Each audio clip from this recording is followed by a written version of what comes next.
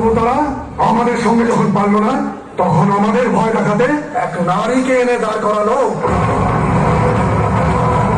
কেবলমাত্র শরীরে কালো রং মেখে আসলেই কালোর সম্মুখীন হওয়া যায় না মূর্খ নারী।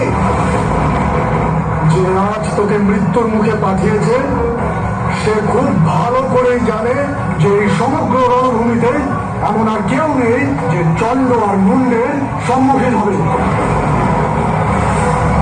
ব্রহ্মাণ্ডের চিরন্তন সত্য হলো এই যে শক্তির অধিকারী কেবলমাত্র পুরুষরাই হয়, নারীরা তো চিরকালই অবলা। নারীদের জন্মই হয় চিরকাল পুরুষদের পেছনে থাকার জন্য, পুরুষদের সামনে মাথা নিচু করে।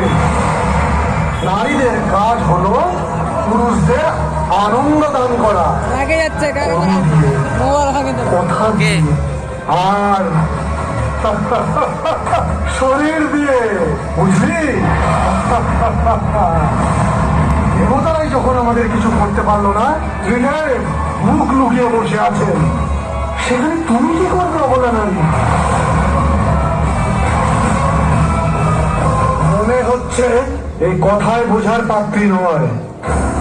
অস্ত্রের ভাষা প্রয়োগ করে একে বোঝাও চলল যে পুরুষ শ্রেষ্ঠ আর নারী তার দাসী। পুরুষ শক্তিশালী আর নারী অবলা।